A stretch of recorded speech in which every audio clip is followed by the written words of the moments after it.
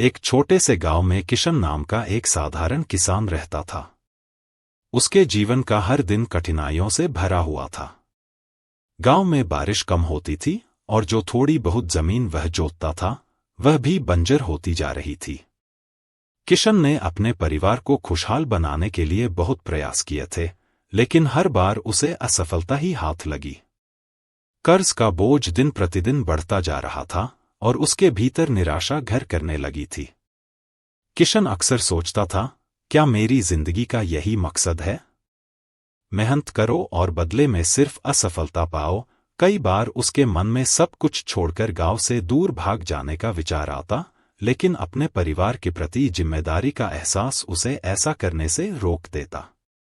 जब एक दिन किशन पास के जंगल में लकड़ी काटने गया तो वहां उसकी मुलाकात एक साधु से हुई जो ध्यान में लीन थे।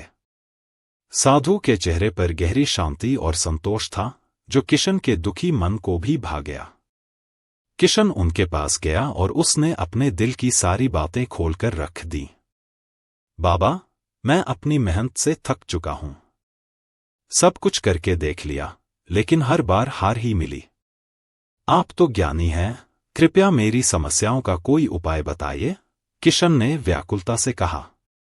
साधु ने उसे ध्यान से सुना और मुस्कुराते हुए बोले, बेटा, जीवन में हर समस्या का हल है, लेकिन उसे खोजने के लिए सही नजरिया चाहिए। अगर तुम सच में समाधान चाहते हो तो मेरे कहे अनुसार करो। पास के जंगल में जाओ और वहां चींटियों के घर को ध्यान से देखो। उनकी दिनचर्या का निरीक्षण करो और फिर मेरे पास लौट आओ।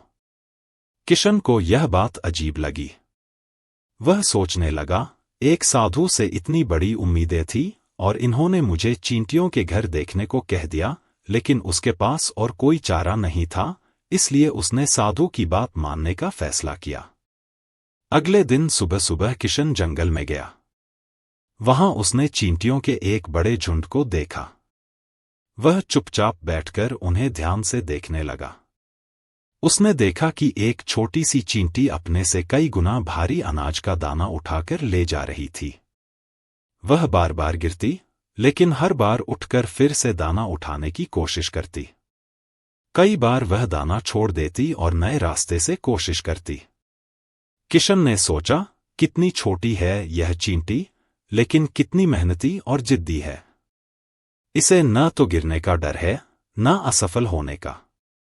यह तो हर बार उठती है और अपने लक्ष्य की ओर बढ़ती रहती है।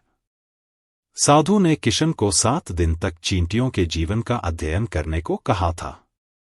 इन 7 दिनों में किशन ने देखा कि जब भी चींटियों का घर उजड़ता, वे तुरंत उसे फिर से बनाना शुरू कर देती।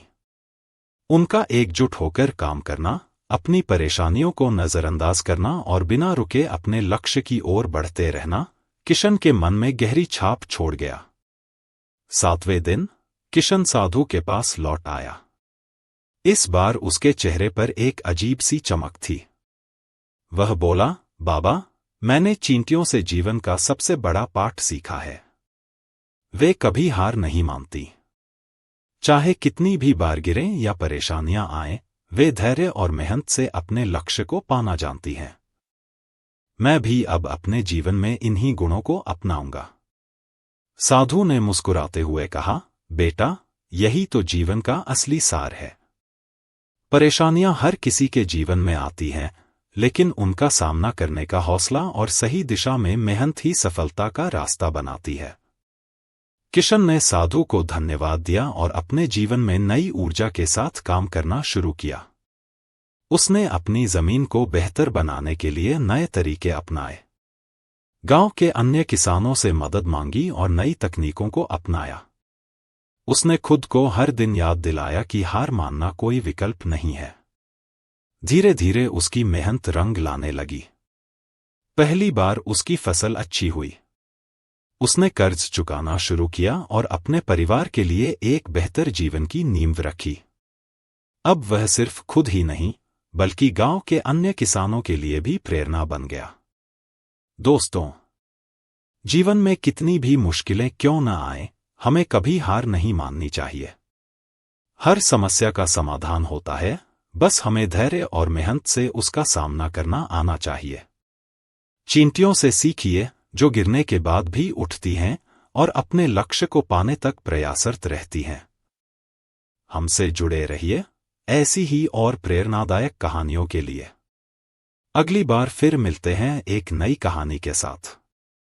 धन्यवाद।